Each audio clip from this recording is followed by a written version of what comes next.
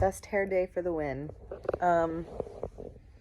Alfalfa is my inspiration for this video today. Quick note on what it really means to be spiritual or religious, if you prefer to use that terminology. What it really means to be on the path. There's no one set way it looks. There's no particular thing that you have to do except connect. I would say connect and probably community are the two strongest words that you need to know when it comes to whether or not you're actually on the spiritual path. It's not about, do you collect crystals? Do you use crystals? Do you wear hipster clothing? Do you get time in nature? All of those things, it can be expressed through those means. And, do you read spiritual books? Whatever. There's going to be a few things that are associated with the spiritual path, but are not the spiritual path. And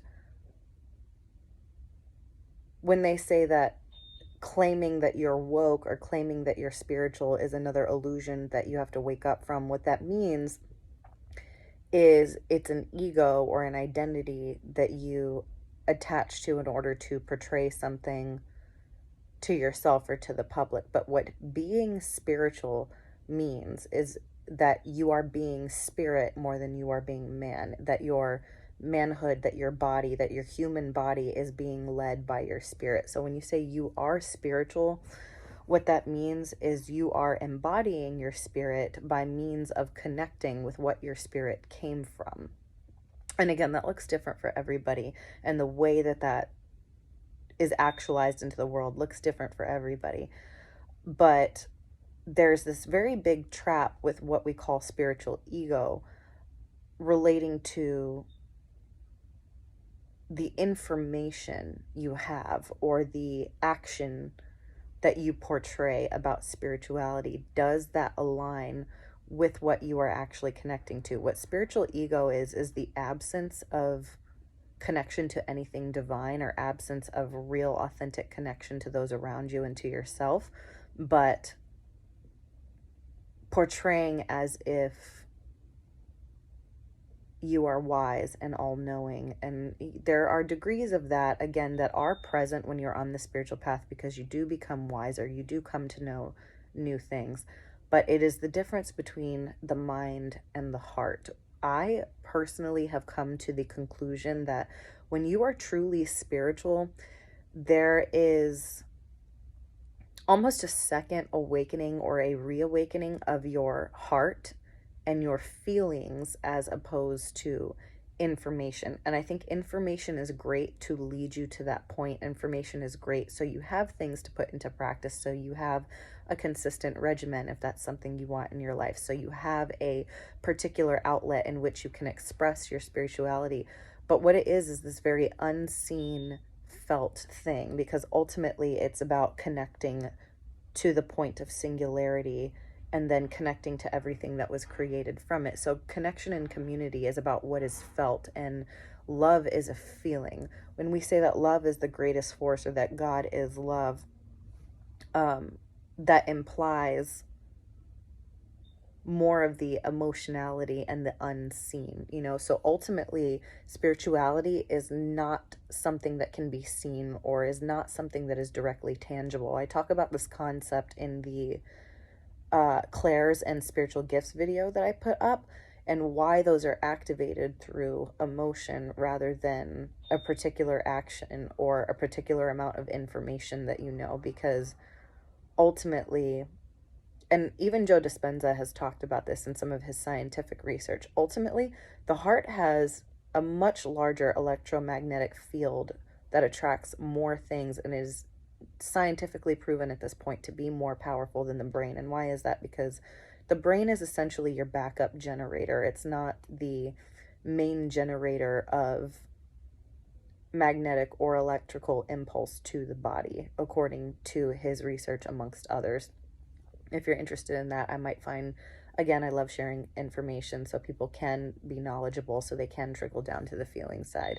I may link some articles and information in the description again and make that available to you guys. But the reason why your heart is more powerful in the body and the gravitational field that comes from it is more powerful is because we are designed to live from the heart and from emotionality and not from the brain.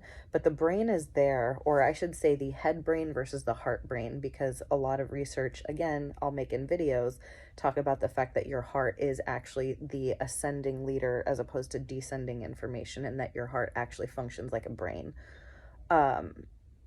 But that is supposed to be your main brain, and your head brain is supposed to be your backup generator or your check and balance for the government to make sure that your internal government of emotionality does not run rampant, and that it has some kind of conducive outlet to always flow through no matter what feeling state that you're in.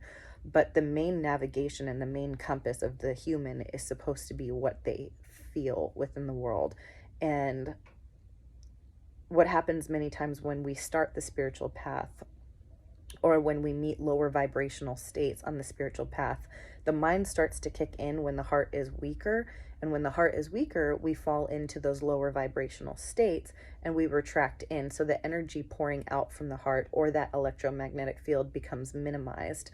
So we have our backup generator that kicks in at that point. So if you're functioning more, and I'm not talking about in moments of teaching or when you have debate or philosophy or whatever, but when you're moving through your daily life and you feel more that you are in the head brain as opposed to the heart brain, and that you're thinking more than you're feeling, it's a pretty good indicator that you're actually experiencing spiritual ego, and you're putting more weight on the knowledge and the thinking of spirituality rather than the direct feeling state of connecting to source and feeling source and connecting to people and feeling other people deeply.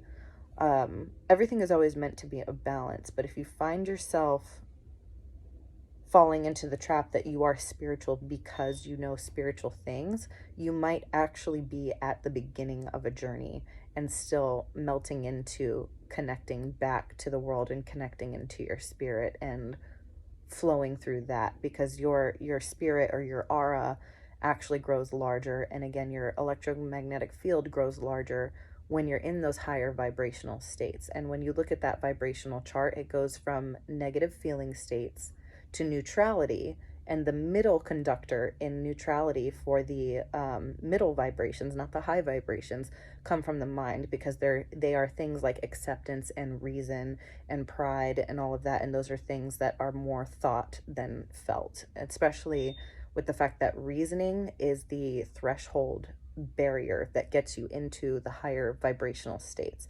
And the highest vibrational states on those charts are felt emotions. They're not really things that have to do with intellect at all, but the reasoning and the intellect can actually get you to that step. So when you're really thriving, they say on this chart you experience things such as bliss, joy, happiness, peace, all of that, and those are feeling states. They're not thought states.